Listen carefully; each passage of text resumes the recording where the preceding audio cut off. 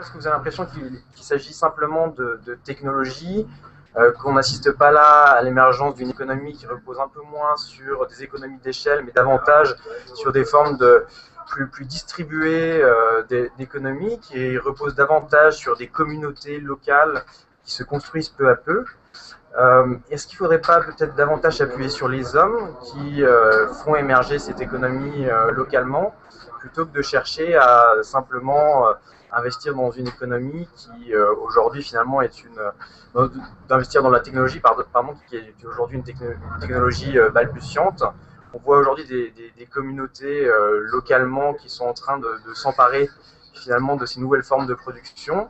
Comment est-ce qu'on pourrait finalement réinventer la façon dont le public s'intéresse à ces communautés? Aujourd'hui, on voit beaucoup d'appels d'offres, beaucoup d'appels à projets, alors qu'on pourrait finalement identifier ces acteurs de terrain, ces innovateurs qui sont déjà en train d'envisager ces nouvelles formes d'économie de demain. Est-ce qu'on pourrait peut-être dans les ministères avoir des personnes chargées d'identifier ces innovateurs qui sont en train finalement d'inventer cette économie de demain et qui pourraient être soutenus financièrement, plutôt que d'avoir finalement un appel à projet que les citoyens français, dont les citoyens français ne sont pas toujours au courant.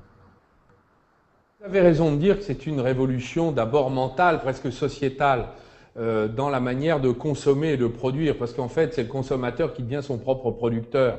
C'est lui qui fabrique le produit, puisque c'est maintenant accessible à tous. Donc, comme il est d'abord consommateur, il est créateur et dans sa production. Donc, finalement, qu'est-ce qui peut favoriser l'émergence d'un secteur comme celui-là? Je crois que c'est d'abord la mise en relation, le décloisonnement, ce qu'on appelle aujourd'hui, dans un langage un peu barbare et incompréhensible au commun des mortels, il faut bien le dire, les écosystèmes. C'est-à-dire où les gens se retrouvent, échangent, discutent et finalement créent ensemble. C'est l'esprit des quartiers numériques qu'avec Fleur Pellerin, ma ministre déléguée, nous sommes en train d'imaginer. C'est l'esprit aussi dans lequel la Banque publique d'investissement financera l'innovation. L'État, aujourd'hui, a mis 42 milliards sur la table pour financer les entreprises les plus petites, les PME, les ETI.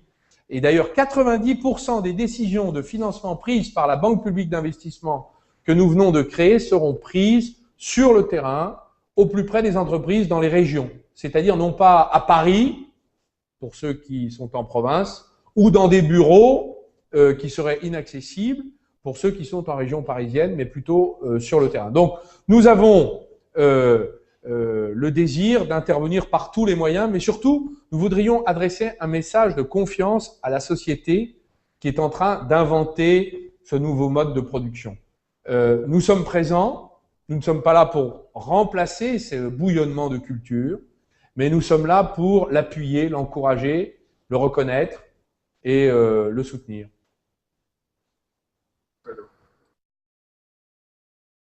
Alors je crois que nous avons Monsieur Ghislain Péris. C'est cela? Oui, bonsoir Monsieur le Ministre. Péris.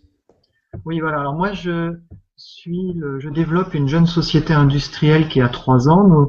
On a créé près de 25 emplois pour mettre en place une chaîne de production qui produit des tubes à LED. Alors les tubes à LED, c'est des tubes qui permettent de remplacer les tubes fluo dans les magasins, les parkings, et puis ça permet de réaliser beaucoup d'économies d'énergie pour les clients.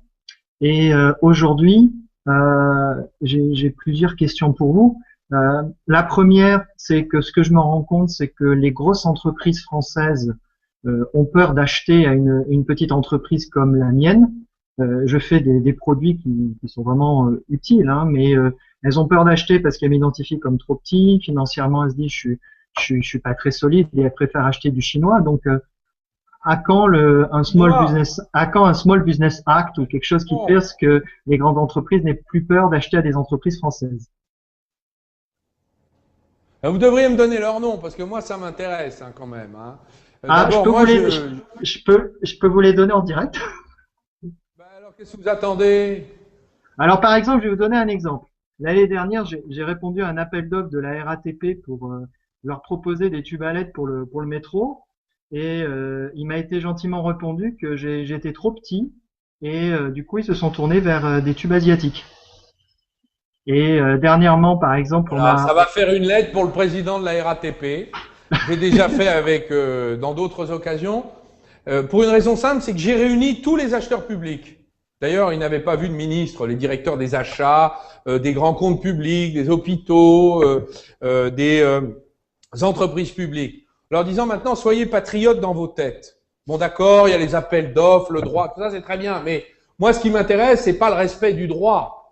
Ça, c'est très bien, il faut le faire. Mais on a aujourd'hui inventé l'esprit patriotique dans le droit, c'est-à-dire la manière de faire en sorte que la commande publique, c'est-à-dire l'argent des contribuables, serve la cause de l'économie de notre pays qui en a bien besoin.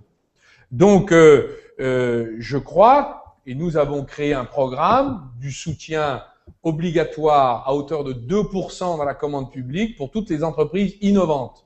Donc, je crois que vous rentrez dans cette catégorie. Donc, je vais écrire au PDG de la RATP pour lui dire qu'il a eu tort de ne pas faire confiance à une jeune entreprise innovante et de donner la préférence au marché asiatique.